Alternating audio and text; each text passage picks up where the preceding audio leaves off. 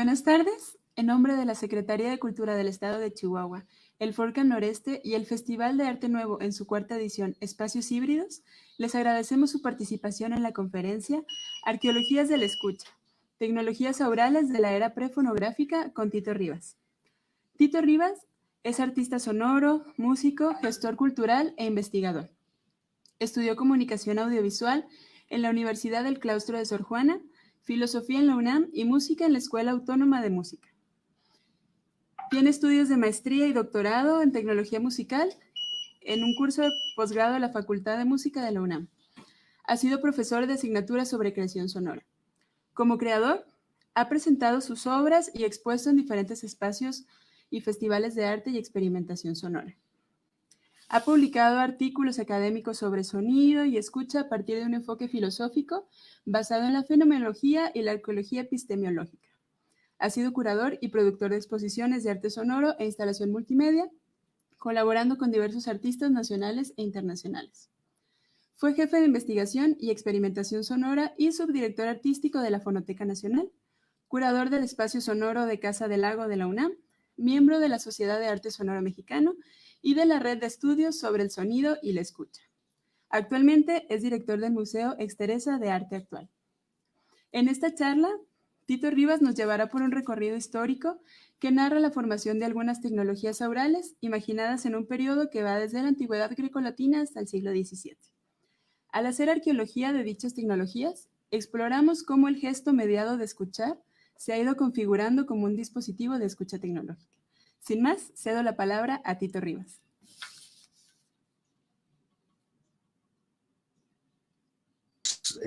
Un gusto saludarles. Muchísimas gracias por estar aquí. Muchísimas gracias al Festival de Arte Nuevo por la invitación a participar en Espacios Híbridos. Es un festival muy importante que agrupa las expresiones que ocurren sobre todo al norte del país. Y pues bueno, para mí es un privilegio poder participar en que no iba yo en el norte, ni en Chihuahua, que es un estado que yo quiero mucho. Yo tengo la oportunidad de recorrerlo haciendo grabaciones y yo tengo muy buenos recuerdos, así que pues, poder estar allá, casi en el espacio, aunque sea virtualmente, pues la verdad es que es muy cordial para mí. Pues, ¿no? Entonces, para comenzar esta presentación, que me voy a ir un poco rápido para que me dé tiempo de poderles contar un poco todo lo que traje. Pues simplemente decirles que será una charla en la que estaré compartiendo con ustedes algunos momentos, algunos esbozos de una investigación en la que llevo metido varios años y que se encuentra en curso todavía, pero que pues de alguna manera espero que esta actividad funcione para empezar a calentar en la expresión eso que estoy trabajando y que de repente en el gabinete y en las letras queda muy encerrado, y entonces pues me gustaba la idea de poderlo presentar un poco para empezar a ver cómo es coherente el decirlo. Digo, cada vez que tengo oportunidad lo hago y cada vez le agrego más cosas, así que es una presentación que espero que no se alargue demasiado. Yo trataré de hacerla breve, pero también puedo anticipar que no terminará, es decir, porque está en curso. Entonces yo creo que lo que les propongo es hacer una deriva y hasta donde lleguemos y que no sea demasiado cansado para ustedes, pues creo que podrá ser satisfactorio, porque además no tiene un fin. Digo, sí tengo un fin a dónde llega mi presentación, pero bueno, voy a ver cómo le hago para llegar a ese punto. Así que muchísimas gracias y voy a comenzar. El título de la charla es Arqueologías de la Escucha, Tecnologías Aurales de la Era Prefonográfica. Y ustedes van a poder ver en pantalla, espero, sí, creo que se ve una presentación que hice, donde nos iremos guiando para ir siguiendo este recorrido. ¿Por qué arqueologías de la escucha y por qué tecnologías aurales y por qué era prefonográfica? pues yo esperaría que al terminar esta charla les quedara un poco una idea un poco más clara de a qué me refiero con estos tres términos, sin que esta charla intente ser, digamos, tener un carácter así demasiado teórico para poder explicar estos términos que efectivamente tienen un bagaje conceptual importante, pero que yo prefiero más bien emprender un recorrido a través del cual se pueda mostrar un poco qué estoy entendiendo yo como una posibilidad de hacer arqueología de la escucha. Esto tiene que ver con un interés que yo he tenido desde hace ya pues varios años, unos cuantos años, una pregunta que yo me hago constantemente y que tiene que ver con cuál es la naturaleza de la escucha, qué es escuchar y qué significa eso para nosotros como personas, pero también como comunidades, como sociedades, qué se produce a través de la escucha, cuáles son los recursos y los elementos en los que la escucha se teje para este conglomerado de lo que es una sociedad cultural, una sociedad de conocimiento. Entonces, mi investigación tiene que ver con pensar la escucha desde esta perspectiva, desde una perspectiva en la que se empata con procesos históricos, es resultado del devenir de las personas, y al ser algo tan cercano a nosotros como es oír, escuchar, es importante tratar de entender cómo eso configura nuestra propia forma, nuestras prácticas, nuestras formas de ser cuerpo y nuestras formas de ser mente y nuestras formas de conocer. Lo que pasa es que es difícil hablar de la escucha porque la escucha es una acción, es un acto, es un mecanismo que ocurre en nosotros, pero que ocurre, digamos que sin preguntarnos, ¿no? Es como un acto automático de nuestro cuerpo, no se nos pregunta si queremos o no escuchar, como dicen, no hay párpados en los oídos, y todo el tiempo estamos escuchando, aunque no nos demos cuenta, pero todo el tiempo estamos escuchando. Entonces, descifrar la escucha requiere del concurso de diferentes métodos y de diferentes formas de aproximarse.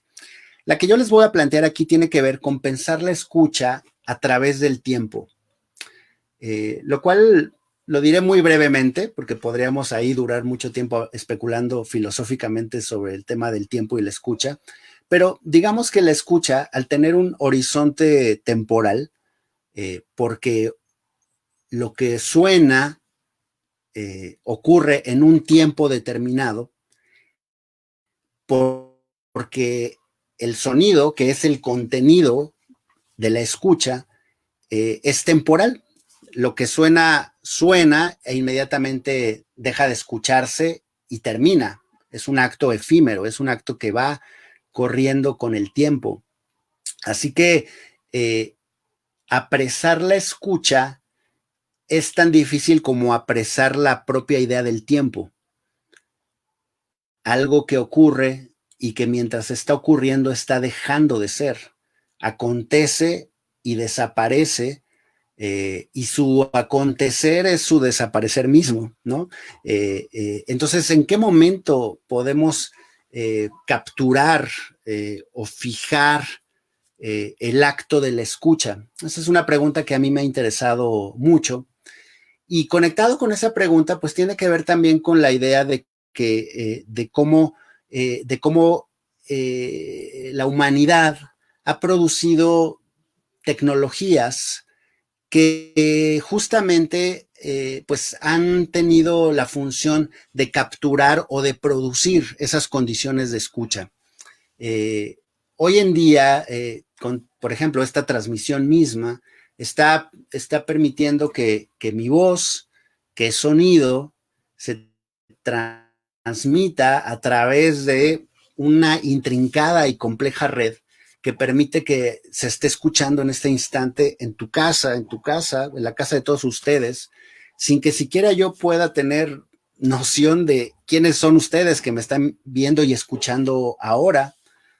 No los puedo ver ni no los puedo escuchar, lo cual es un poco raro, por cierto, pero asumo, tengo la confianza de que alguien hay allá afuera que me escucha. Y entonces ese escucharme, esa forma de escucha se está configurando gracias a esta tecnología. Sin esta tecnología no podríamos escucharnos, y la forma de escucharnos está mediada o está articulada por las posibilidades de esa tecnología.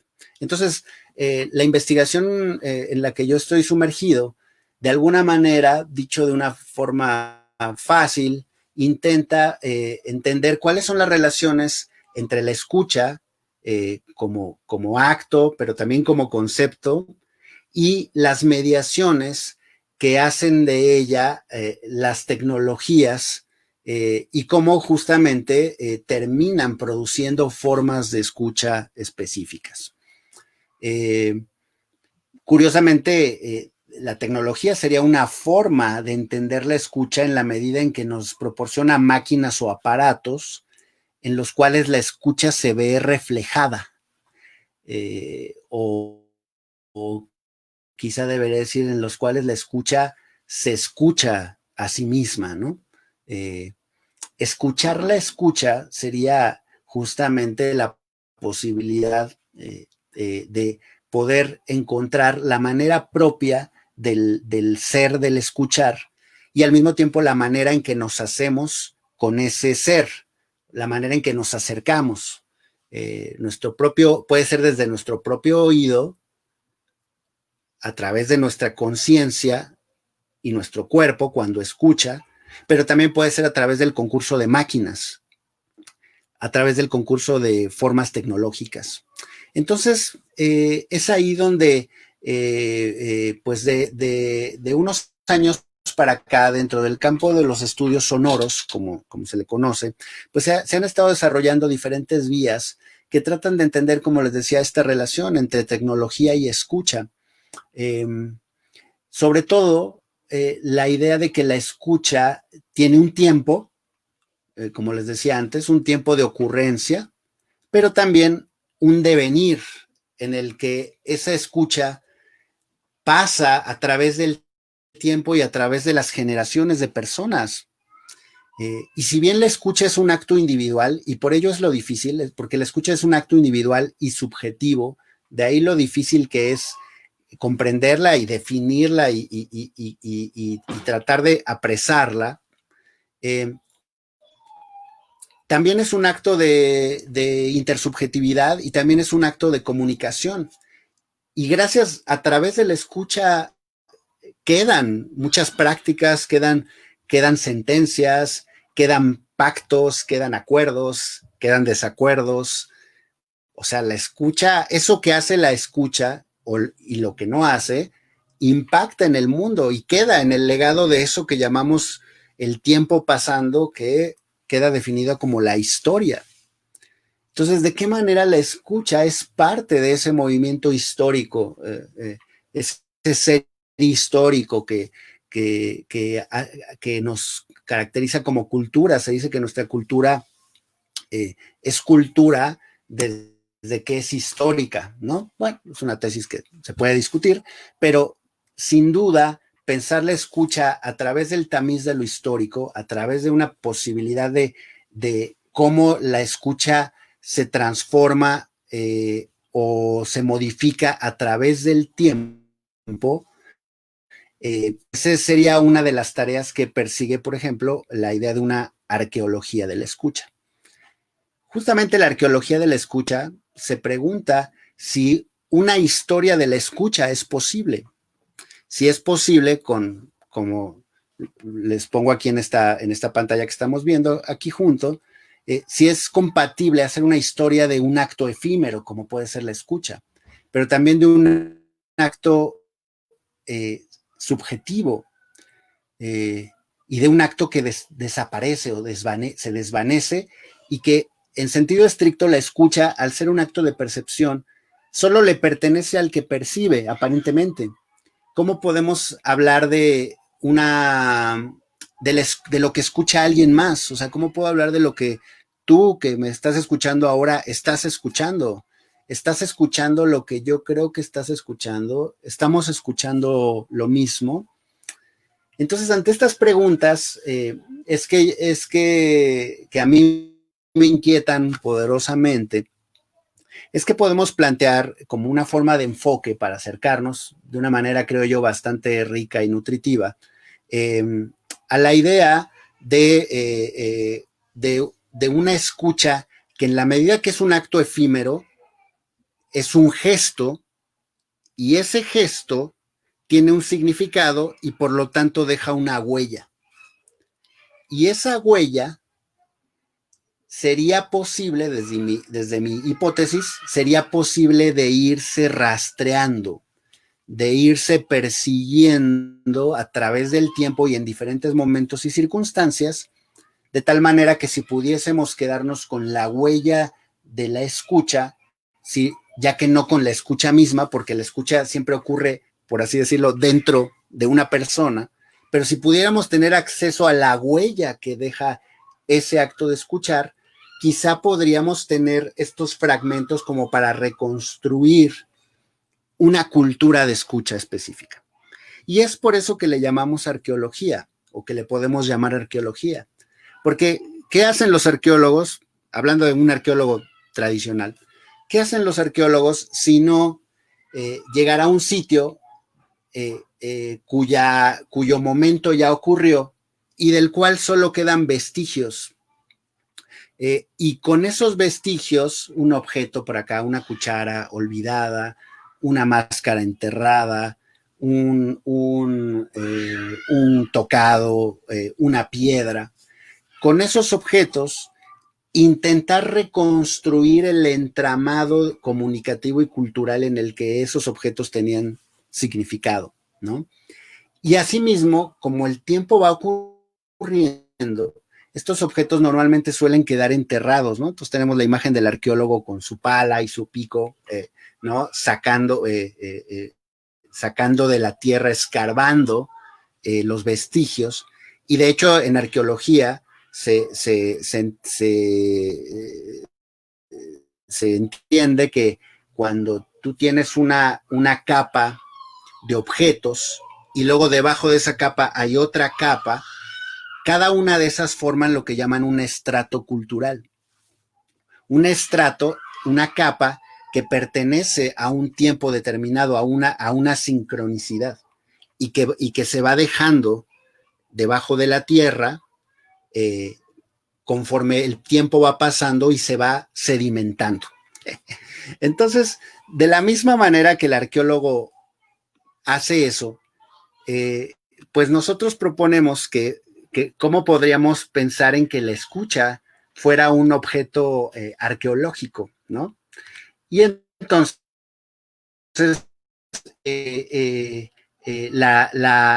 esos residuos, todo aquello que fuera un residuo de un acto de escucha, nos serviría para reconstruir el panorama, el paisaje sonoro de lo que ese oído escuchaba.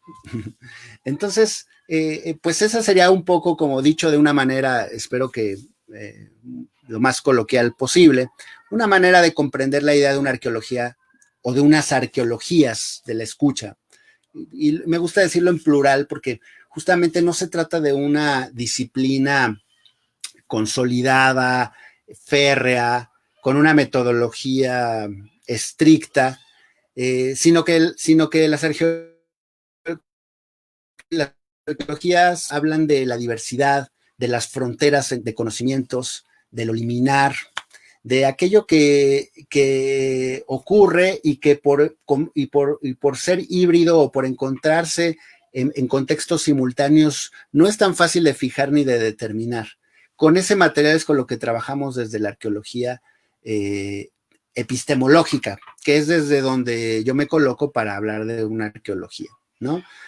Entonces, bueno, si la escucha es una forma de huella, como les decía antes, porque tiene un impacto y tiene un impacto a sí mismo, en sí misma como memoria y en las acciones de las personas, también podría ser una forma de inscripción, porque eso que ocurre como huella se va sedimentando en el tiempo o no, y va dejando un relieve.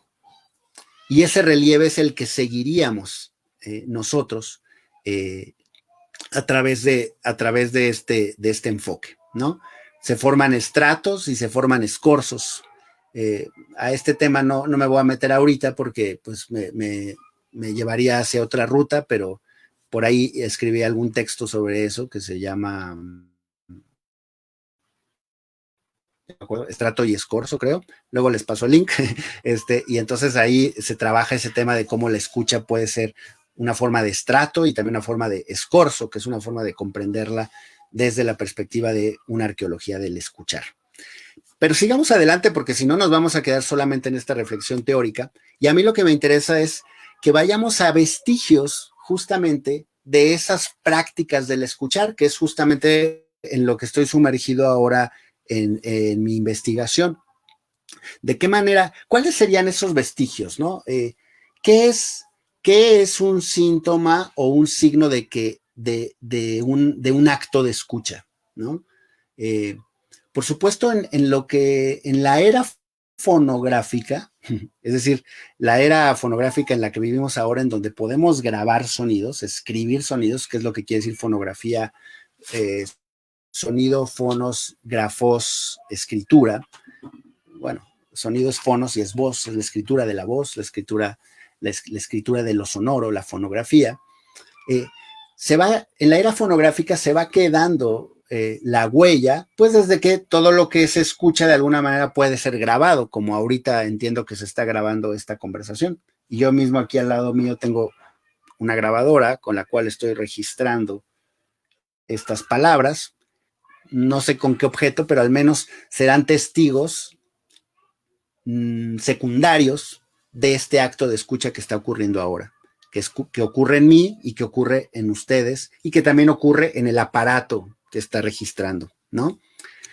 Pero, ¿qué pasa cuando no tenemos una tecnología fonográfica como tal? ¿Cuáles son los vestigios a los que nos podemos acercar para descubrir formas de escucha, ¿no? Es ahí entonces donde podemos plantear esta posibilidad epistemológica, ¿no? Y donde evidentemente, para quien sea lector del filósofo Michel Foucault, lectora, habrán ustedes intuido que mucho de lo que estoy diciendo tiene que ver con la filosofía de Foucault, quien fue el primero que planteó desde la filosofía la idea de una arqueología del conocimiento, por así decirlo, una arqueología del saber, como le llamaba él, ¿no? Solo diré brevemente para que se entienda un poco el entramado conceptual de esta propuesta, que pues para Foucault los procesos de conocimiento tienen que ver con dispositivos epistémicos. Y estos dispositivos, que es una palabra importante, son entramados conceptuales, imaginarios, técnicos, que ocurren en torno a una práctica o a una idea, y que se van sedimentando y que van dando forma a una manera de comprender o de entender las cosas, ¿no? Bueno, Foucault trabajó con diferentes ejemplos que tienen que ver con las instituciones sociales, por ejemplo, ¿qué hace que se forme una institución como la cárcel en una sociedad como la sociedad occidental? ¿O qué hace que se forme una institución como el hospital psiquiátrico? Pero también, ¿qué hace que se forme una idea como el concepto de salud pública, por ejemplo? En fin, se puede aplicar la idea de una arqueología epistemológica y también de una genealogía, como diría Foucault, a cómo los discursos o las ideas, vamos a decirlo, se van formando de discursos y de enunciaciones que van dejando este conglomerado al que Foucault llamó dispositivos, y que aquí nosotros hablaremos en un sentido que tiene que ver con justamente los dispositivos de auralidad, ¿no? Dispositivos que son formas de escucha y que no tienen que ver tanto con los artefactos tecnológicos, sino con una lectura de los artefactos tecnológicos que permiten y producen las formas de escuchar. Así que cuando yo les diga dispositivo, no estoy hablando de un aparato tecnológico, de un artefacto, o sí estoy hablando de él, pero asumiendo que ese aparato está, se encuentra imbricado o relacionado con una serie de saberes, conocimientos, prácticas, disciplinas, costumbres, expectativas, deseos que tejen lo que una comunidad comprenderá como, por ejemplo, como un acto de escuchar. Espero no haberme enredado demasiado con esto. Voy a seguir para justo no echarles un rollo así tan teórico. Pero simplemente les diré un último concepto, la idea de una tecnología oral. O sea, la tecnología oral en este sentido sería el entramado de saberes, de prácticas que detonan la posibilidad de acción o imaginación técnica hacia un sonido. O sea, que la tecnología sonora no es solo el mecanismo mediante el que se produce un sonido, sino el dispositivo de saberes y de prácticas que ocurren alrededor que posibilitan que ese artefacto exista, ¿no? Entonces, por ejemplo, Jonathan Stern, que ha sido un arqueólogo de la fonografía en sus inicios, plantea cuáles fueron las condiciones que posibilitaron que una máquina como el fonógrafo de Edison fuera creada, ¿no? Y que dieran origen a la era fonográfica, como podemos ver aquí. Lo que estamos viendo aquí en pantalla es el fonógrafo inventado por Thomas Alva Edison en 1877, pero que tuvo una serie de artefactos previos a él que gracias a ese dispositivo de saberes que se encontraba en el aire en ese momento, algo como el fonógrafo pudo haber sido creado.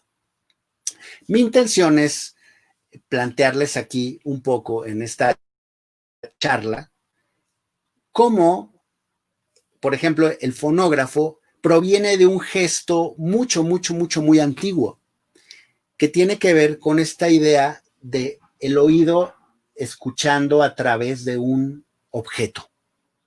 Dicho así, tan simple como eso. Entonces, la pregunta que yo me hago es, ¿cuál es el origen de un gesto como este, no?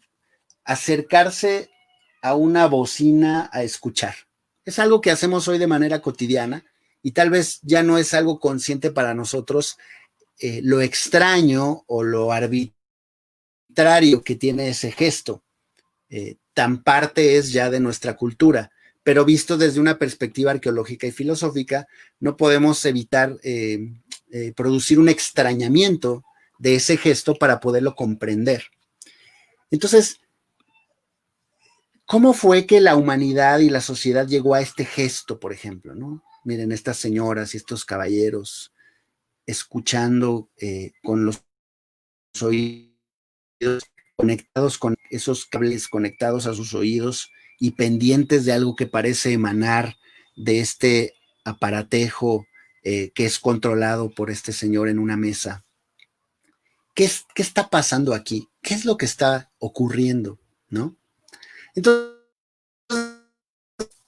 para contestar a esto, se puede contestar de muchas maneras. Yo lo que les propongo es un recorrido histórico, que es el recorrido que yo estoy haciendo, y asumo que este recorrido es uno de entre muchos que se pueden hacer. Y además puede comenzar en muchos lugares, en muchos momentos de la historia. Yo, por que me parece significativo, voy a comenzar en 1626. En 1626 murió Sir Francis Bacon, conde de Verulam. un hombre destacadísimo en su tiempo, inglés, por supuesto, que fue canciller y que, pues, entre otras cosas, fue uno de los precursores de la reforma del conocimiento, que después se llamaría ilustración y después lo que se conoce como la modernidad, ¿no? De la ciencia. Escribió un tratado que se llama El Nuevo Órgano, que justamente se preguntaba por las maneras de conocer y si estas maneras eran coincidentes con lo que en esa época estaba sucediendo y donde justo el inicio de varias formas tecnológicas estaban produciendo que el saber se planteara de una manera diferente. Y otras formas de concebir el saber estaban produciendo formas tecnológicas. Francis Bacon nos interesa porque él sería uno de los hitos en los cuales se empezó a forjar un nuevo saber hacia lo sonoro, que empezará a despegarse de una larga tradición que venía desde tiempos de Aristóteles, de cómo comprender y qué hacer con el sonido. Francis Bacon escribió un texto que se llama Silva Silvarum, o la historia natural de las cosas, en 10 tomos, en donde en el tomo segundo, llamado Centurias, son 10 centurias, como le llama él, hace todo un tratado sobre sonido y donde dice, hasta este momento, estamos en 1626, recuerden, hasta este momento se ha utilizado el sonido de una manera, sobre todo para hacer música, pero muy poco hemos comprendido lo que es el fenómeno sonoro. Y entonces propone iniciar un campo de estudios, algo que se va a terminar llamando un arte acústico, un arte de los sonidos, de comprender y de estudiar los sonidos y también de manipularlos y de modificarlos a voluntad. Además de este libro, Silva Silvarum, Francis Bacon escribe otro libro que es más conocido, que se llama, y tal vez ustedes han escuchado, La Nueva Atlántida. Es conocido pues porque a la Nueva Atlántida se le asocia con un género de obras que se escribieron entre los siglos XVI y XVII, que se conocen como el género de las utopías, ¿no?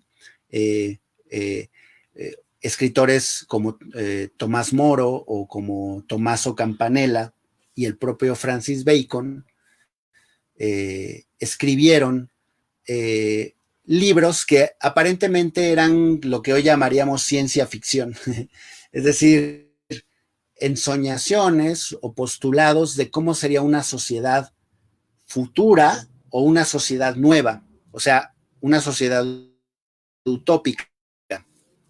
Recuerden que utopía es justamente eso, un topos es lugar, es no, o sea, es un no lugar, algo que no existe, que no ha tenido lugar.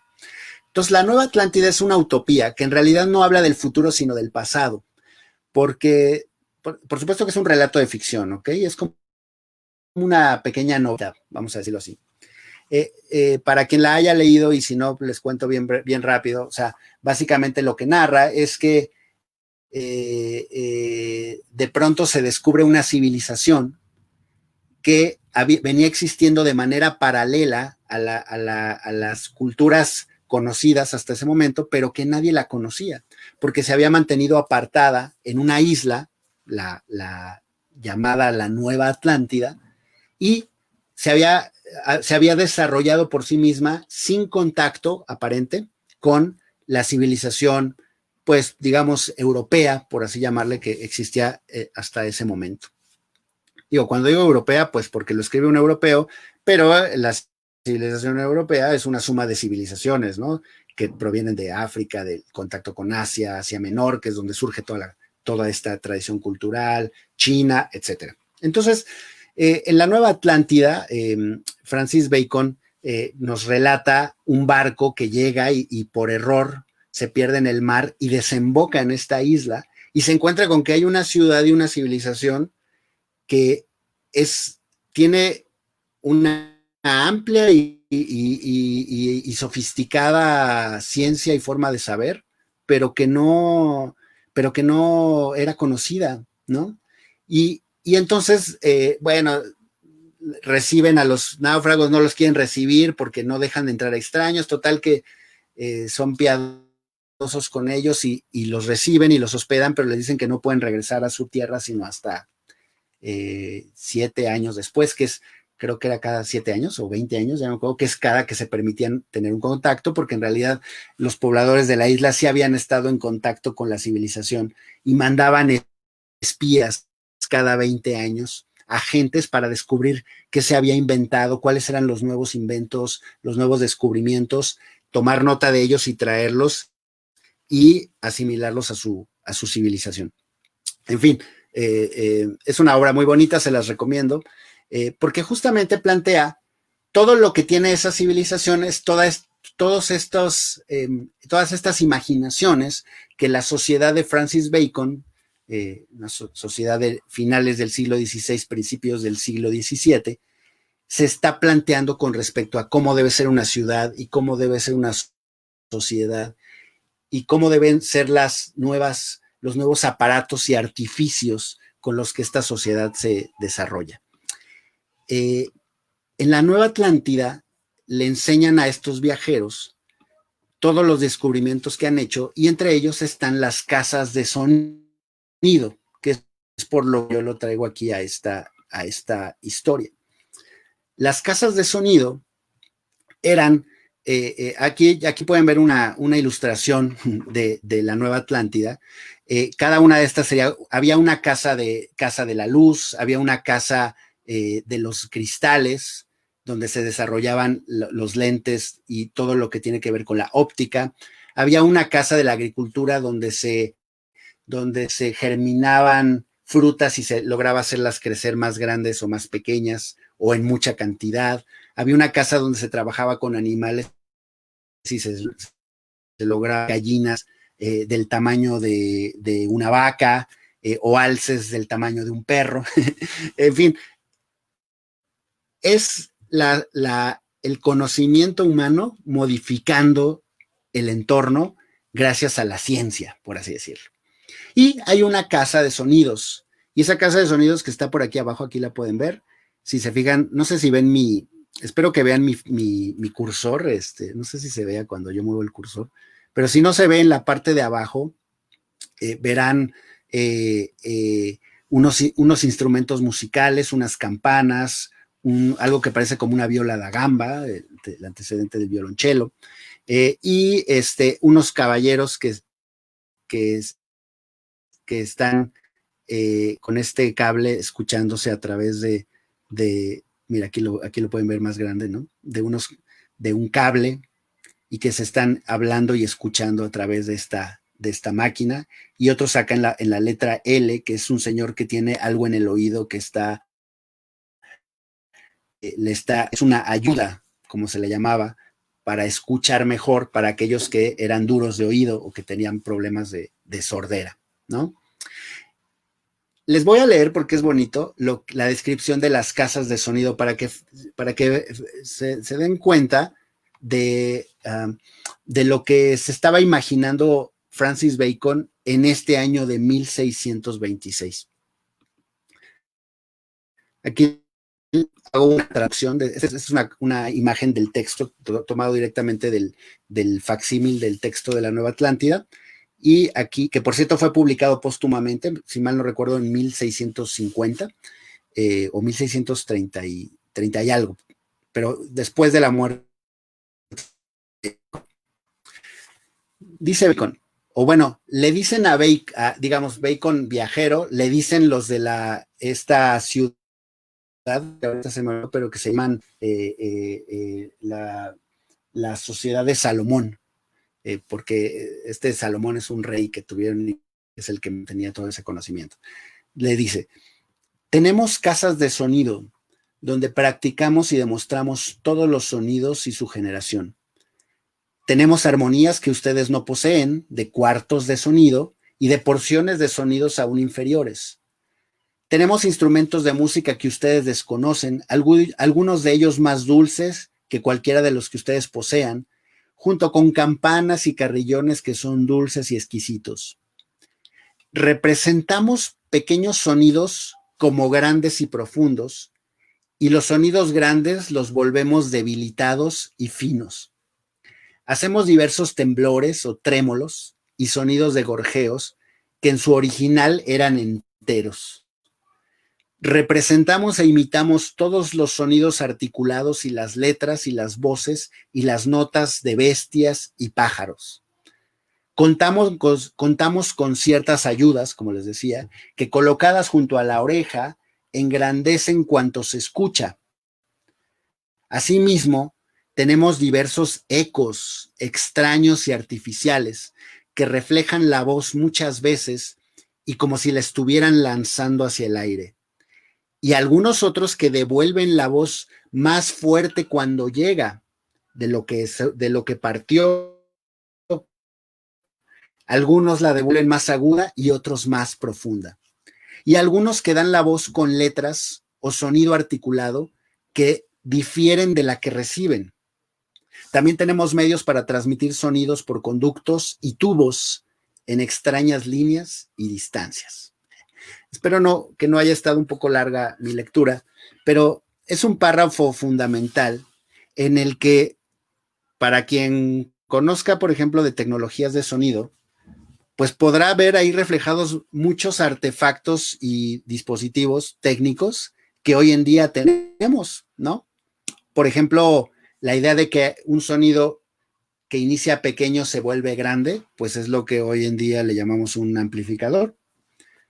O estos ecos artificiales que hacen la voz muchas veces, pues hoy lo hacemos tanto eléctrica como electrónica y digitalmente y le llamamos delay.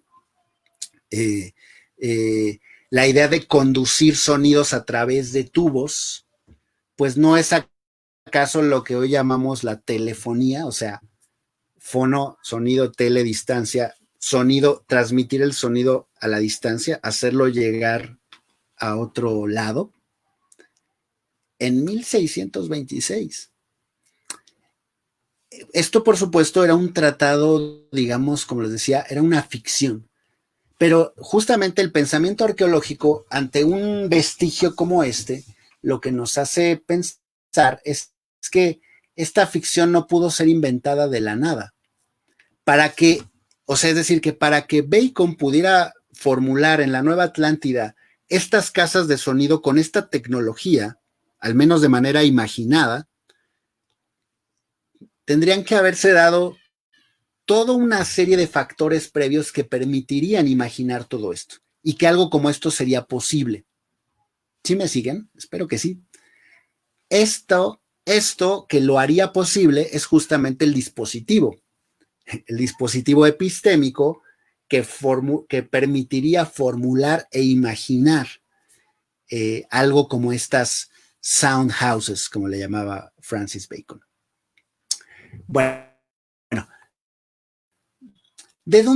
¿cuáles pudieron haber sido estos elementos que formarían parte de esta formulación? Y eso es el recorrido histórico que vamos a emprender en el poco tiempo que nos quede. A ver hasta dónde llegamos. Les dije que este tema es amplio, ¿eh? A ver, un vestigio previo a esto podría ser este. Díganme si no, estoy cambiando la pantalla. Un vestigio previo podría ser este. En 1589, Giovanni Battista della Porta compone este tratado de magia natural, que fue un tratado muy influyente en la época y que es muy importante para comprender un vértice epistémico que ocurre justamente a finales del siglo XVI y que tiene que ver con la transformación de lo que se comprendía como magia y por lo tanto con la transformación de lo que se comprendía como el saber escolástico y que venía desde de lo que se conoce como la Edad Media. No me puedo meter a hablar de eso porque pues aquí estaríamos otras 2 horas más, pero baste decir que la magia, y lo vamos a ver en algunos ejemplos más adelante, es un elemento constitutivo de la tecnología sonora. Es decir, que la tecnología sonora tal como hoy la conocemos, en su emergencia, en sus orígenes, por así decirle, tenía que ver con lo que en ese tiempo se comprendía como magia. Y entonces, lo que Francis Bacon proponía en la Nueva Atlántida, que nosotros hoy llamaríamos tecnología, en ese tiempo se le llamaba magia y se le llamaba artificio mágico. Vamos a ver si eso queda claro después de los ejemplos que les voy a poner.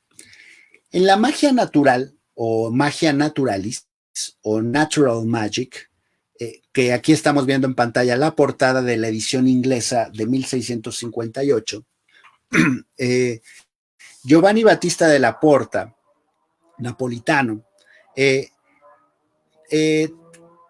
plantea, no crean que es lo que hoy diríamos trucos de magia, ¿no? Un tratado de trucos de magia, ¿no? Es en realidad un compendio de experimentos domésticos, por así llamarle, de muy diversas naturalezas, como pueden ver aquí en el índice, las causas de las grandes cosas, la generación de animales, la producción de nuevos planetas, diferentes temas que agrupaban lo que podría conocerse como el saber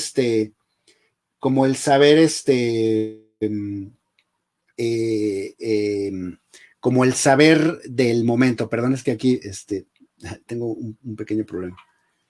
Perdón, voy a hacer una pausita porque tengo una pequeña emergencia, pero no me tardo nada, disculpen. Voy a apagar mi micrófono un momento, no se desconectan.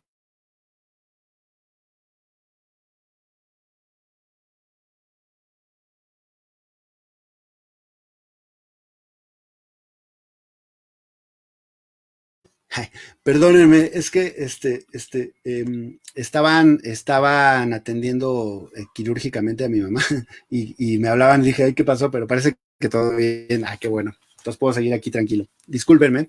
Bueno, entonces les decía que la magia natural de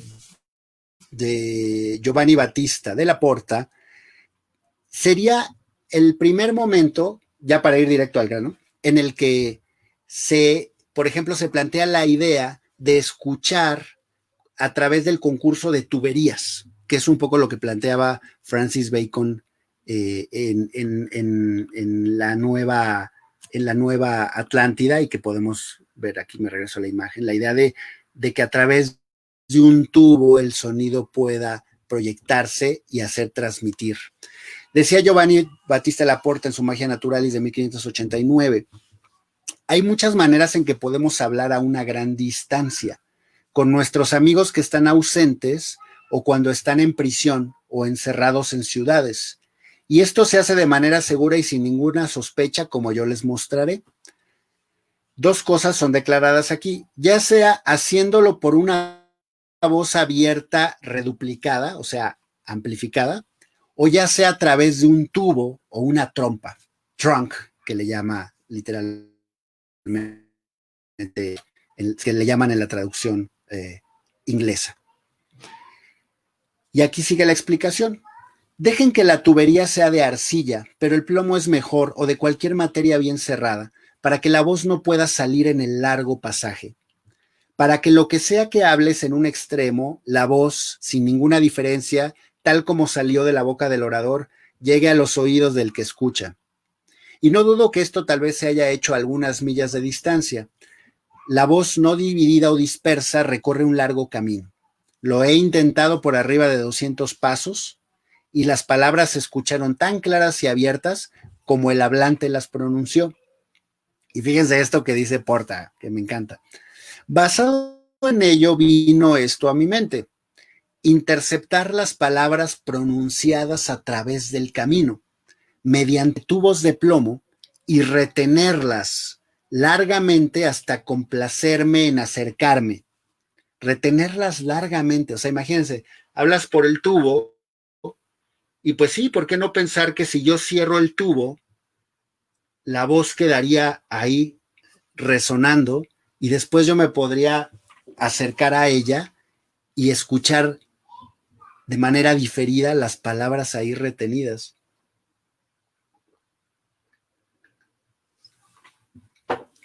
Sin duda, es una idea muy interesante que está totalmente conectada con lo que hace la fonografía después, la idea de fijar o retener un sonido para después reproducirlo. Ciertamente esta técnica, como mostró Kirker después, y como sabemos cualquiera, pues era una imaginación fallida, porque al hablar, al emitir la voz sobre un tubo, difícilmente la voz se va a retener. Pero fíjense un poco cuáles eran las imaginaciones y las búsquedas que empezaba a hacer alguien que no era propiamente un experto en sonido, era un mago. Pero decir mago en el siglo XVI es decir una suerte de científico, aunque todavía no existía la palabra científico, ¿no? De hecho, Batista de la Porta distingue dos tipos de magia: la magia que es la charlatanería, que ya existía desde siempre, y esta magia natural, que justamente es la investigación sobre la naturaleza oculta de las cosas, es decir, aquello que no se muestra en primera instancia, pero que a través de métodos como las matemáticas u otros, la observación y la experimentación, nos permiten descubrir el lenguaje de la naturaleza. Y entonces, para finalmente, Batista de la Porta nos habla de la cabeza artificial, que en ese tiempo era muy citada, que se le atribuye haber sido construida a Alberto Magno, y que se decía que era una cabeza que hablaba. Y con esto vincula la idea de la tubería con una idea muy interesante que ocurría en esa época y que ocurrió desde mucho tiempo atrás, que sería el antecedente de esta tecnología, y que son las estatuas parlantes.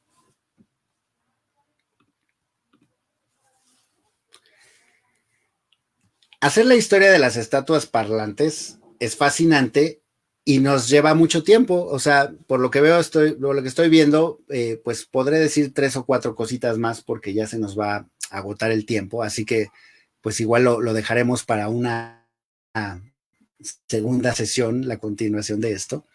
Pero miren un poco para que vean por dónde va este asunto.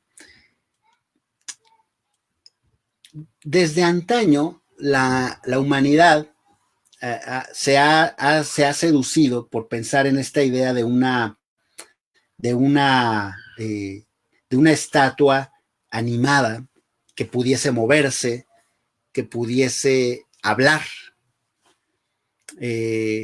Y son repetidas las ocasiones en que en diferentes formas de imaginación en la literatura se habla de estas estatuas. A mí me interesa traerlas aquí a esta historia, a esta arqueología, porque las estatuas, en su posibilidad de hablar, en su posibilidad de tener una voz, se configuran como uno de los dispositivos técnicos, o como uno de los artefactos técnicos, mejor dicho, en los que cierto dispositivo de auralidad podría ser encontrado como un vestigio de formas de comprender el sonido y la escucha. Veamos si se puede esto mostrar. Quizá una de las muestras más antiguas pueda ser las estatuas de Dédalo. Dédalo es una figura de la mitología griega, que es muy bonita porque Dédalo era como el tecnólogo del panteón griego, ¿no? Del complejo mítico griego. era como el ingeniero, por así decirlo, que inventaba y realizaba y ejecutaba artefactos. Entre los artefactos que construyó Dédalo, pues se encuentran la plomada, se encuentra el laberinto del Minotauro, y se encuentran, por ejemplo, las alas de Ícaro, que justamente son las que vemos aquí en pantalla, y que justamente fueron construidas por Dédalo, y que, como ustedes saben, la historia de Ícaro, esas alas estaban hechas de cera, si mal no recuerdo, y cuando Ícaro comienza a volar y se acerca al sol, se calientan y se derriten y derriban a Ícaro, ¿no? Bueno, aquí en la imagen vemos a Dédalo en la confección de las alas de Ícaro. Bueno, la tradición desde siempre atribuyó a Dédalo la manufactura de estatuas animadas y parlantes que durante muchos y muchos siglos se mencionaba como un ejemplo de artefactos maravillosos que producían sonido sin que hubiese una voz humana, ¿correcto? El siguiente ejemplo que podría mostrar tiene que ver ya no con una figura mitológica, sino con una figura histórica, Herón de Alejandría. Herón sería como la contraparte histórica del mítico Dédalo, porque Herón sí existió y Herón efectivamente pues podría ser catalogado como uno de los primeros ingenieros o uno de los primeros inventores de artefactos, de máquinas de la historia. Herón vivió entre el siglo I o II antes de Cristo. Digo O porque no está bien claro.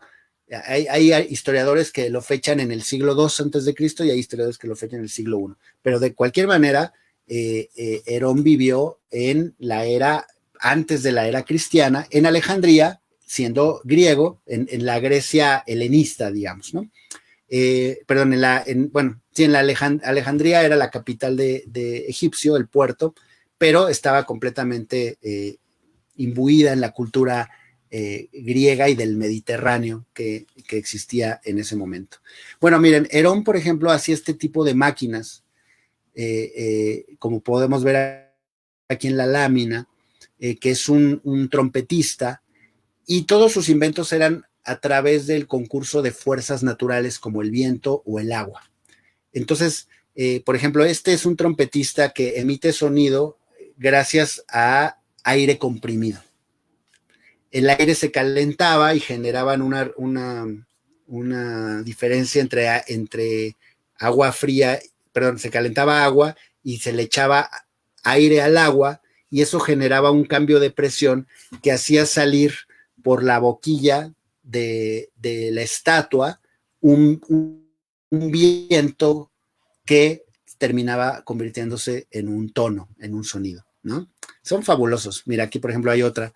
Este es un aparato para que unos pájaros puedan cantar y callarse con base en un flujo de agua, ¿no? No puedo detenerme a explicarlos detalladamente, pero un poco para que se den una idea. Este es otro invento de Herón, que es para producir un sonido cuando se abre una puerta, por ejemplo. Estas son de las primeras tecnologías de producción sonora que no son instrumentos musicales, porque en sentido estricto un instrumento musical es una tecnología para producir sonido, pero justamente la arqueología que yo estoy llevando a cabo tiene que ver con encontrar estos otros aparatos que no son necesariamente instrumentos musicales, ¿de acuerdo? Voy a dejar a Herón un momento porque me gustaría contarles la historia de los colosos de Memnón, hablando de estatuas que producen sonido. Es una historia bien bonita, pero la voy a tener que decir muy rápidamente porque pues ya nos queda muy poquito tiempo para esta conversación. Las estatuas de Memnón, que ustedes están viendo aquí en una foto que fue tomada en el siglo XIX, son unos grandes colosos que miden 18 metros y que están colocados en Tebas y que pertenecían al reinado de Amenhotep II, si es que lo dije si es que dije bien el nombre. O sea, estos colosos son egipcios, si es que no lo dije, perdón, y son de el siglo XIV antes de Cristo, o sea, el año 1500, 1400 antes de Cristo, ¿ok? Bueno, estas estatuas ahí las ven, ustedes pueden ver la proporción de qué tamaño son, ahí ven a personas paradas junto a la estatua, o sea, son gigantescas. Y estas estatuas cobraron una fama muy interesante justo a principios del siglo I antes de Cristo. Parece ser que después de un temblor que ocurrió, si mal no recuerdo, en 27 antes de Cristo, una de las estatuas fue derribada por el temblor.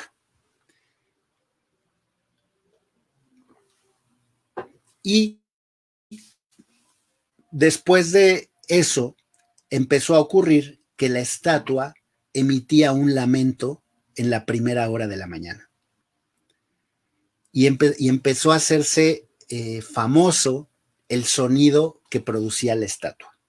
Y se piensa que por eso le pusieron Memnón, porque Memnón en realidad no es un nombre egipcio, sino es un nombre griego que refiere a un héroe de la mitología griega homérica. Memnón, si mal no recuerdo, era el rey de Etiopía y fue muerto por Aquiles, el de pies ligeros. Y después de su muerte, su madre, llamada Aurora, lo lloraba todas las mañanas y esas lágrimas que derramaba al amanecer son el rocío. Es una imagen bonita de cómo se describe a la Aurora y a su hijo Memnón. Bueno, pues posiblemente por eso le pusieron así a las estatuas de Memnón, porque en la madrugada o cuando empezaba a amanecer, empezaban a emitir un sonido. Y ese sonido era tan enigmático e intrigante que se difundió por toda, recuerden que estamos en el siglo I antes de Cristo, por todo el Imperio Romano, de tal forma que lo visitaron generales, cónsules, incluso emperadores romanos, para ir a presenciar el fenómeno. Bueno, está registrado en las crónicas, historiadores como Estrabón o Pausanias dan cuenta de el sonido que producía la estatua. Incluso el propio Estrabón afirma haber estado ahí y dice que escuchó el sonido, pero no podía decir si provenía de la estatua o si hubiese sido alguien que estaba detrás de la estatua y efectuaba el sonido, ¿no? Aquí en la siguiente imagen van a poder ver un esquema que muestra cómo habría estado derribada la parte superior de la estatua, ¿no? De una de las estatuas gemelas, ¿no? Y bueno, en fin, para no hacerla muy larga, les diré que es interesante estas estatuas en esta historia de la escucha que les estoy planteando, porque además de estas crónicas de viajeros que iban a tratar de escuchar el sonido que emitía la estatua, también los viajeros que iban dejaban inscritos en la propia base de la estatua, como esta base que pueden ver aquí debajo de los pies, en inscripciones que hoy llamaríamos graffiti, cuándo estuvieron ahí y qué fue lo que escucharon. Entonces, imagínense, o sea, tenemos un compendio de inscripciones que dan cuenta de un acto de escucha ocurrido hace 2000 años. A mí se me hace una cosa fascinante. Y pues, por ejemplo, en el siglo XIX, el arqueólogo Jean-Antoine Letron, francés, realizó la epigrafía de esas inscripciones, porque estaban escritas en griego, en latín, en copto, en las lenguas, ¿no?, que existían en esa época. Y hace la epigrafía y entonces hace un tratado bien bonito en el que, si mal no recuerdo, son 123 inscripciones que dan cuenta de la experiencia de escucha que tuvieron de Los Colosos de Memnón. Bueno, yo estoy trabajando un poco con ese texto, que está fascinante, y que pues, me gusta porque justo habla de estos vestigios de la escucha, no en un aparato, porque se piensa que la estatua de Memnón, más que un artefacto creado, digamos, como por ejemplo los inventos de Herón de Alejandría, más bien fue un fenómeno físico lo que produjo el sonido de la estatua. Tan es así que cuando fueron restauradas, debido a que el emperador Septimio Severo, que contagiado de la curiosidad de saber a qué sonaban o qué cosa producía el sonido de estas estatuas, viajó, se dice que hasta en 3 ocasiones, a dormir, a acampar debajo de las estatuas para tratar de escuchar en la madrugada o al amanecer el lamento que emitían. Y desafortunadamente él nunca las pudo escuchar, porque no comenté eso, pero en las inscripciones también hay varias experiencias narradas de gente que no escuchó nada, ¿no? Entonces, pues desafortunadamente o afortunadamente, vaya usted a saber, el emperador no lo pudo escuchar. No sé si aquí aplique como la de el traje del emperador. En este caso sería de algo que todos oyeron menos el emperador. ¿Dónde se habrá visto? Y entonces, como no lo escuchó, no se sabe si por una superstición o por querer ver si eso la componía, mandó a restaurar la estatua derribada por el sismo, y entonces sí, a partir de que fue restaurada la estatua en el año 223 después de Cristo, si mal no recuerdo, las estatuas cayeron para siempre en el silencio. Nunca volvieron, ni nunca se volvió a tener registro de una emisión de sonido justo posterior a que fueron restauradas. O sea que las estatuas estuvieron sonando durante 200 años aproximadamente, para que vean cuánto tiempo fue. Y pues eso es lo que da cuenta de que posiblemente se trataba de un fenómeno físico atribuido a la manera en que la estatua fue derribada por el sismo. Y bueno, hay varias teorías de que el viento pasaba a través de la estatua y que la idea de que fuera el amanecer es que por la humedad de la noche y cuando el sol salía calentaba ciertos vapores que hacían crujir la piedra. En fin, hay varias teorías al respecto. No hay una teoría que lo explique, digamos, con toda certeza. Y hay quien hasta ha dicho que Herón de Alejandría, que vivía en esa época, por cierto, Herón, si es que hubiera vivido en el siglo I antes de Cristo, y que vivía en Alejandría, o sea, vivía en Egipto, y que ya tenía ese tipo de artefactos tecnológicos para producir sonido en estatuas, que pudiese haber estado detrás del sonido de los colosos de Memnón.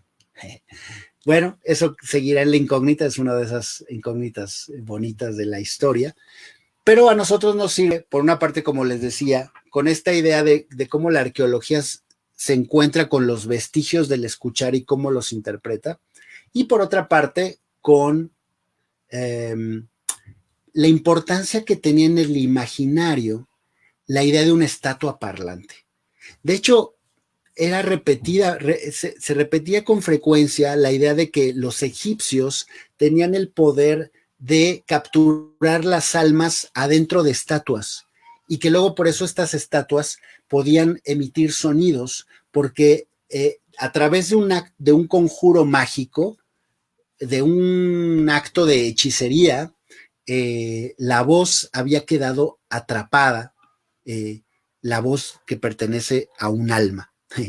Esto lo vamos a encontrar durante toda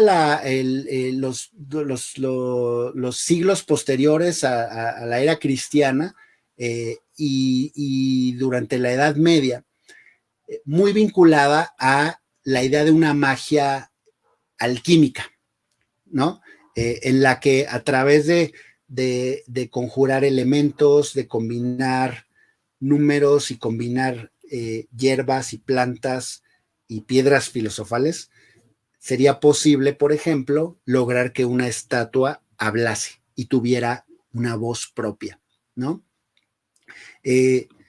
Por ejemplo, en el siglo V después de Cristo, Boecio, que es un filósofo muy conocido porque además fue de los más antiguos teóricos de la música.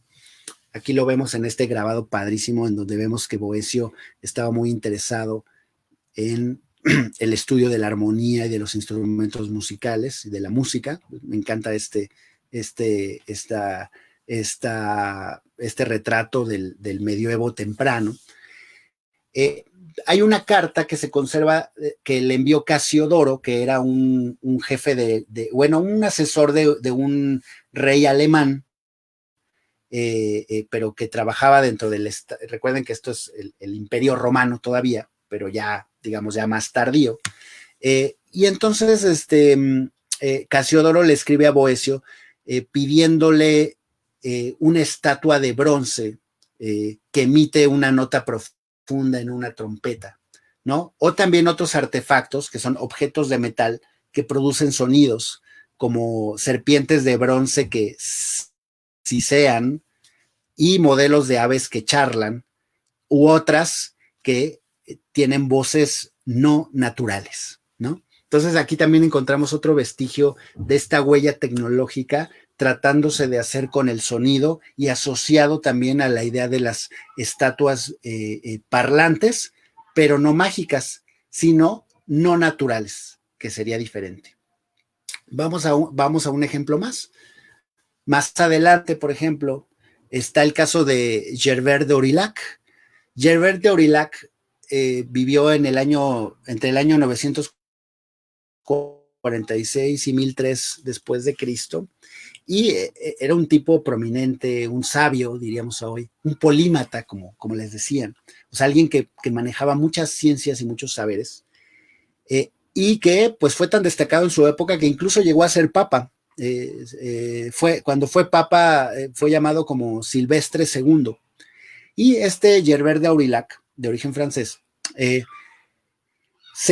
era tan sabio que se rumoraba que tenía conocimientos ocultos que incluían pactos diabólicos, como lo podemos ver aquí en esta imagen que se hace de él, que le permitieron construir una estatua, más que una estatua, una cabeza con forma humana que era capaz de responder ante una pregunta que se le hiciera, con la condición de que esa pregunta tenía que ser sí o no. Entonces, bueno, desde esta época tenemos este gesto que se va repitiendo de una cabeza parlante que emite una respuesta conforme, ahora ya no de manera abierta, sino conforme a un código, que hoy a lo mejor podríamos llamar, a lo mejor anacrónicamente, un código binario, pero que justamente en la que el ejercicio de la oralidad y de la auralidad, o sea, del acto de la escucha sobre ella, tienen que ver con la propia infraestructura con la que está construida esta cabeza. Por supuesto que mezclado esto con la idea de que estos eran saberes ocultos y en franco pacto con lo diabólico, lo cual en esta época del medioevo, pues como ustedes saben, era bastante peligroso. Sobre todo en la época a la que vamos a llegar, que es la época de la Contrarreforma. Otra tradición que no puedo dejar de mencionar es la del hermetismo, ¿no? El hermetismo básicamente son una serie de saberes que se atribuyen a un tal Hermes Trimegisto que, bueno, la gente del Renacimiento decía que era anterior a Moisés o contemporáneo de Moisés, o sea, muy arcaico, pero que hoy en día los historiadores dicen que pudo haber vivido en el siglo I o II después de Cristo. El hermetismo básicamente consiste en una serie de textos, de tratados, conocidos como herméticos, que en el Renacimiento, autores como Marsilio Ficino o, si mal no estoy, Pico de la Mirandola, rescataron y publicaron y tradujeron y que se convirtieron como en una especie como de línea de sabiduría alternativa en la que aparentemente una serie de saberes ocultos se habían estado manteniendo en secreto y junto con ella una serie de saberes científicos, por así llamarle también anacrónicamente.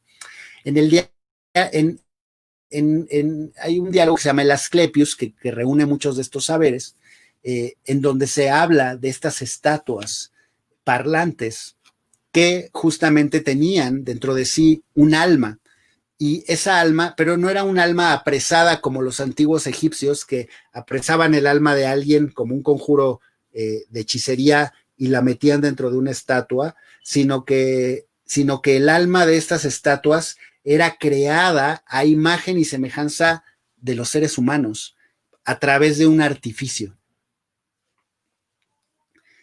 Me gusta mucho el giro ahí porque desde esta tradición hermética se empieza a introducir esta idea de poder crear una voz artificial que no es humana, pero que está hecha por humanos, humanes, y con el permiso de Dios, de 10. En fin, miren, esta historia es larga, así que voy a tener que abreviar un poco, pero más o menos espero que se va mostrando, ¿no? Cuál es el recorrido en el que ando yo sumergido en esta investigación y que estoy muy contento de tener la oportunidad de compartir aquí con ustedes. Así que diré unas cuantas cosas más y ya me voy porque seguramente ya mis amigos del festival ya me van a pedir muy pronto que tal vez que cortemos la transmisión. No lo sé, me dijeron que me podía seguir, pero tampoco los quiero cansar a ustedes. Si es que alguno de ustedes todavía tiene la paciencia de seguirme escuchando.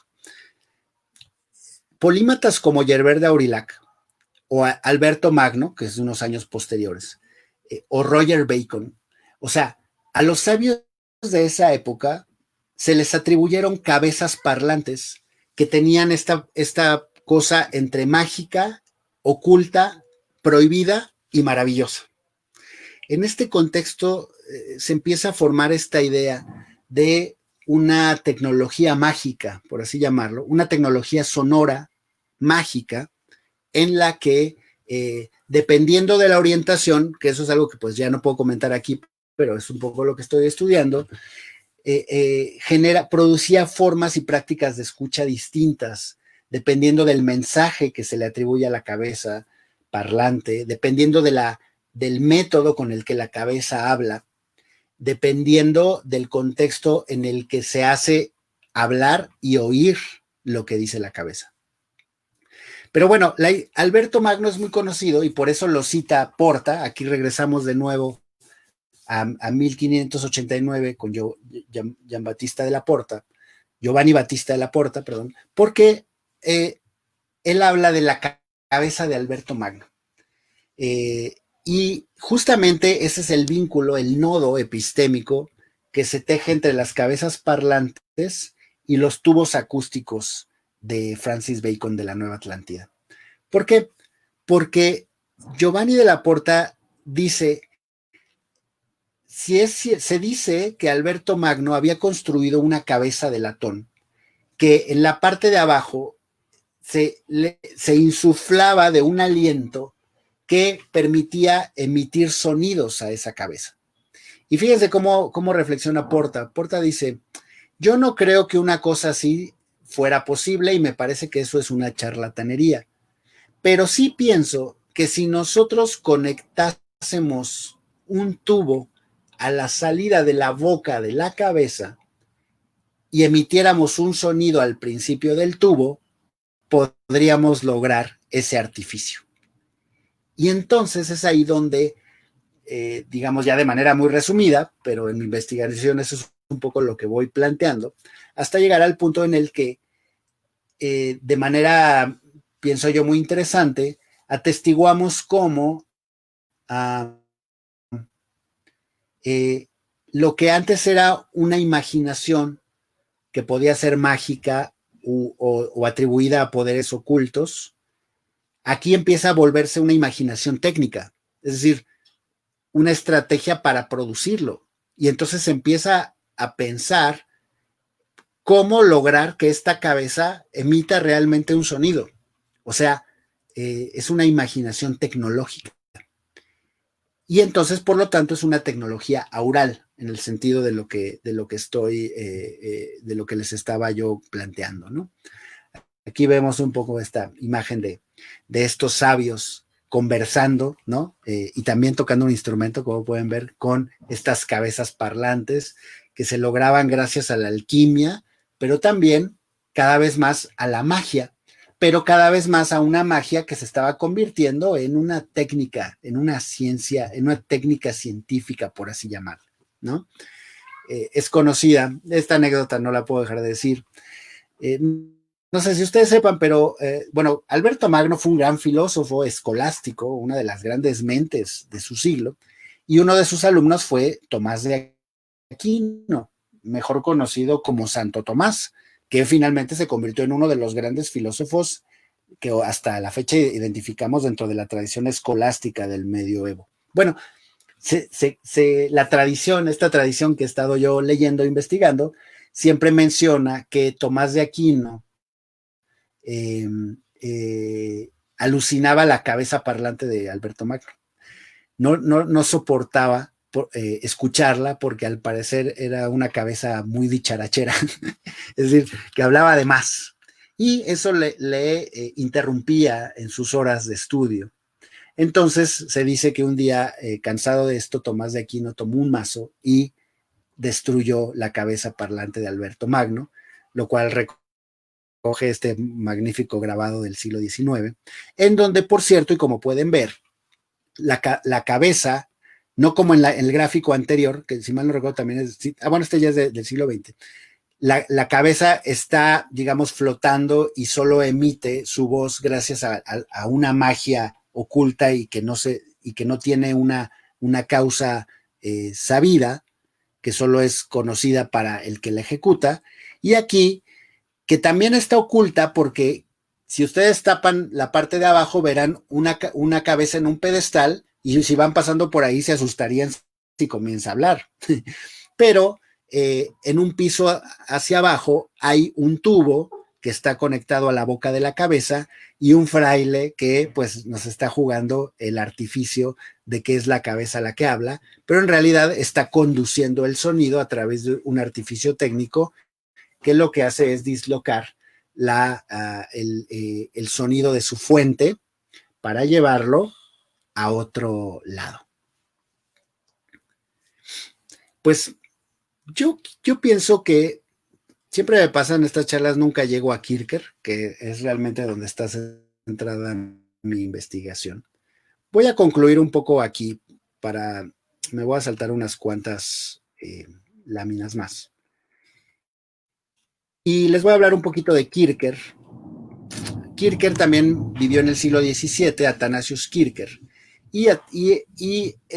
Kierkegaard por sí mismo es un dispositivo epistémico porque fue un gran compilador de los saberes de su tiempo y al mismo tiempo un personaje muy controversial que pasó de lado en el recuerdo de los grandes hombres de ciencia porque sus saberes de alguna manera estaban todavía con un pie en una tradición que se estaba muriendo para ese final del siglo XVII, que es la tradición escolástica del saber, la tradición de un saber aristotélico que cada vez será más cuestionado por estos nuevos saberes emergentes que van a constituir, como decía, pues lo que hoy conocemos como la modernidad. Sin embargo, desde una perspectiva arqueológica, estudiar a estos autores es verdaderamente nutritivo porque justamente en ellos se pueden percibir esos goznes en donde los saberes se están agrupando o están entrando en conflicto para producir otro tipo de cosas y, por ejemplo, también otro tipo de técnicas y de tecnologías. Kierkegaard, por lo que destaca, entre muchas cosas, es que podría hablar 2 horas de Kierkegaard, no porque sienta que yo sepa mucho de Kierkegaard, sino porque su vida es prolífica y está llena de cosas interesantes de las cuales y curiosas. por poner un ejemplo, Kierkegaard fue el inventor de uno de los primeros museos, por ejemplo, ¿no? El museo kierkegaardiano sería una de las primeras ideas de una colección de objetos que Kierkegaard, al trabajar en el colegio romano, como jesuita que era, tuvo el gran privilegio de que todo lo que las misiones jesuíticas, o jesuitas, perdón, que estaban distribuidas por el mundo en esa época en que los jesuitas eran la compañía de Jesús, tenían un poder fáctico muy fuerte, todo lo que ellos coleccionaban le llegaba a su mesa porque era conocido como un sabio y como un gran erudito. Entonces, pues en su museo había desde obeliscos egipcios hasta animales disecados de África, instrumentos de la China y códices mexicas, por ejemplo, ¿no? Kierkegaard estaba en contacto con Sor Juana Inés de la Cruz, por cierto, se carteaba con muchísima gente. Pero bueno, les digo, hablar de Kierkegaard ahorita, pues sería fascinante, pero nos desviaría mucho de lo que yo les quiero mostrar. Kierkegaard recupera la idea de las estatuas parlantes egipcias, porque de hecho él fue uno de los primeros que intentaron descifrar los jeroglíficos egipcios. Entonces conocía bastante bien la cultura egipcia como se podía conocer en el siglo XVII, ¿no? Y tomando esta idea, pero también las ideas de Porta y también las ideas de Francis Bacon, plantea la idea de un sofisticado sistema que haría posible técnicamente la cabeza parlante, la estatua citofónica, como la llama él. Ya me queda un poco corto de tiempo poderles explicar toda esa deriva. Lo voy a hacer así muy brevemente.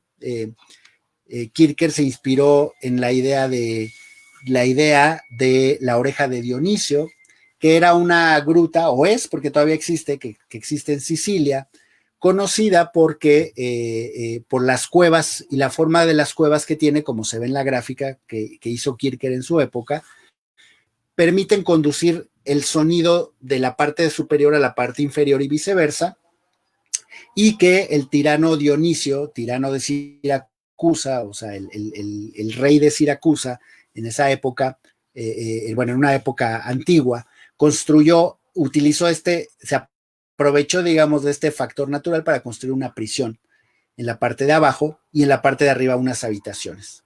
Entonces se dice que Dionisio tenía en la parte de abajo a sus presos, a sus prisioneros, y gracias a estos canales construidos naturalmente en la roca, él podía escuchar en la parte superior, en donde dice la letra A, todo lo que se emitía en el habitáculo a través del canal F, ¿correcto? Aquí una foto de la Gruta de la Favela, como se llama, en Siracusa, o sea, esto existe, lo pueden visitar, yo espero ir próximamente.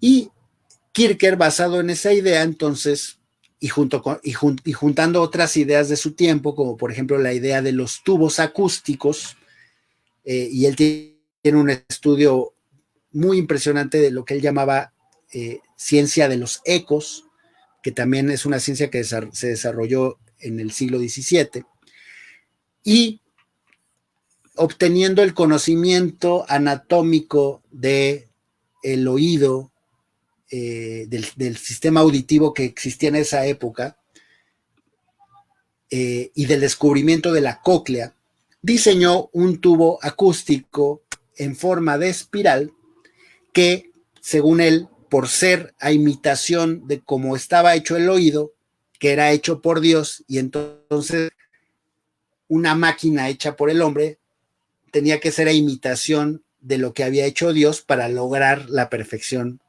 que tenía la divinidad en la medida en que la podía tener los seres humanos, ¿no? Seres humanos. Y entonces, y basados en otras tradiciones, que bueno, se los digo ya muy rápido porque ya me tengo que ir, como el cuerno de Alejandro Magno, que se decía que con este cuerno lograba distribuir su sonido y controlar a sus tropas a gran distancia. diseñó estos tubos acústicos que permitían trasladar el sonido de un lugar a otro, como en este aparato, ¿no? Si pueden ver ustedes aquí, la idea era generar un gran tubo que pudiera transmitir el sonido de una habitación a otra en un mismo conjunto arquitectónico. Y diseñó diferentes tipos de tubos, elípticos, cónicos y cócleos, como le llamó, que es el de aquí abajo, el que ustedes ven una forma como de espiral, y que serían los que dentro de su teoría geométrica de la propagación del sonido, permitirían transmitir mejor el sonido de un lado a otro. Y entonces llegó a la imaginación de cosas fabulosas, como esta, por ejemplo, en la que con el concurso de estas tuberías, el príncipe, porque estos eran inventos que estaban dirigidos a los príncipes, que estaba en la cámara E, era capaz de escuchar lo que sucedía en la cámara D, F y S, ¿correcto? Ciertamente una forma de espionaje también acústico y de hacer llevar el sonido de un lado a otro para una acción de escucha.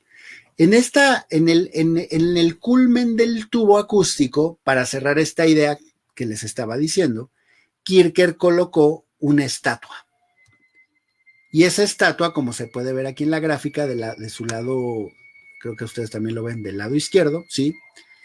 Es una estatua parecida a la de Alberto Magno, pero que en la parte de atrás y entrando por la nuca y saliendo por la boca, tiene un tubo cócleo que atraviesa la estructura de concreto y que permite al escucha que está parado frente a la estatua escuchar los sonidos de la plaza pública.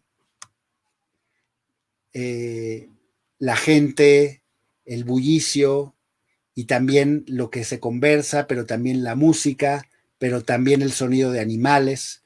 Y Kircher lo plantea como que era una estatua maravillosa que emite prodigiosamente todo tipo de sonidos, y que ante quien la escucha sería capaz de escuchar todo aquello que pasara a través del conducto, y entonces la estatua se convertiría en un ave o en un grito o en un instrumento, dependiendo que fuera lo que estuviera captando y emitiendo. Bueno,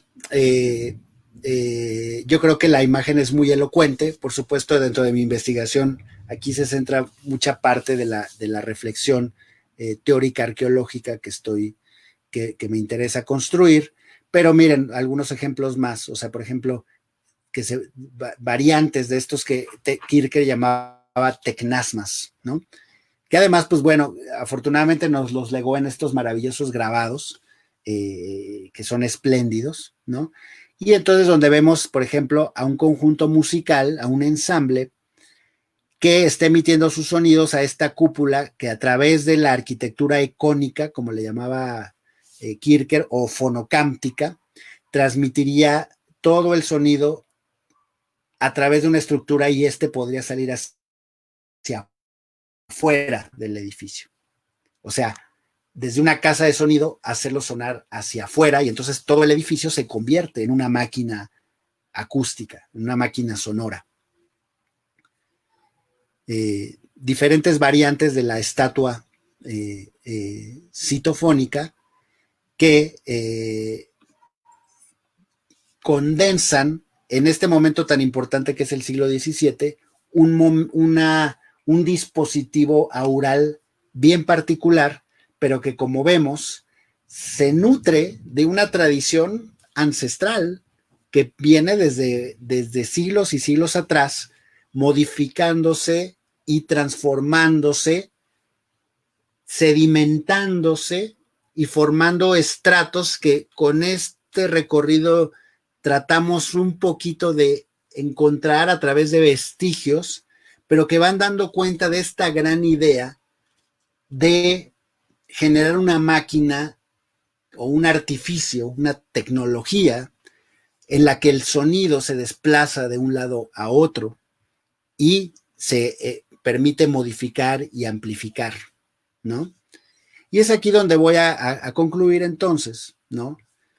Porque eso continúa, o sea, en el siglo XVII nos detenemos, pero si ustedes ven estos aparatos de Kircher del siglo de 1650, ¿en qué se parecen a estos aparatos que en 1861 empezarán a construir la idea de un fonógrafo? Esto estamos viendo una imagen del fonoautógrafo de Scott, que es el antecedente directo del fonógrafo de Edison que les mostré al principio.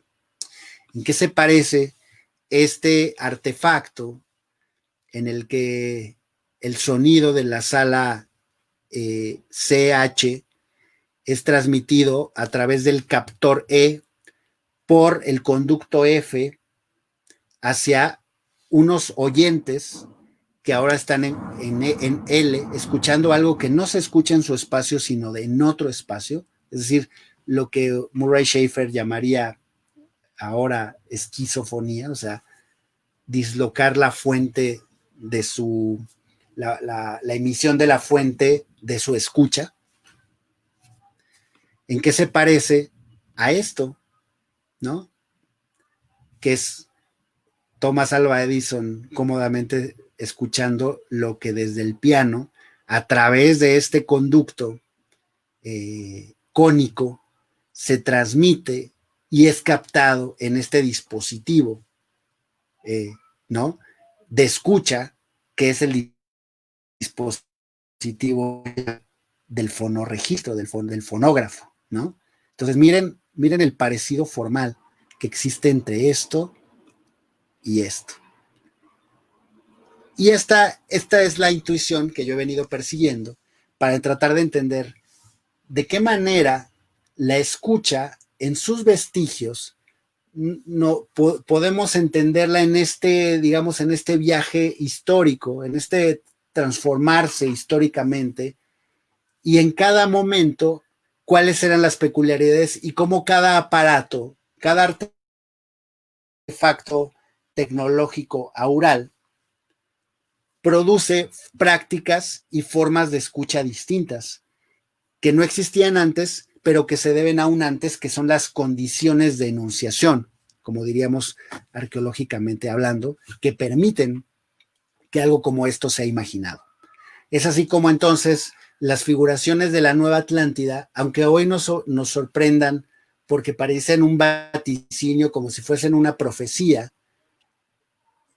se vuelve completamente elocuente de qué manera eso que se pensó en 1626, en 1950 era perfectamente posible. Y todos los años y todo lo que tuvo que pasar para que esa sedimentación se fuese acumulando, perdiendo, desgastando, igual que un edificio que se construye en varias etapas y se tira y se vuelve a hacer, que es el edificio cultural, para converger en lo que es una tecnología aural.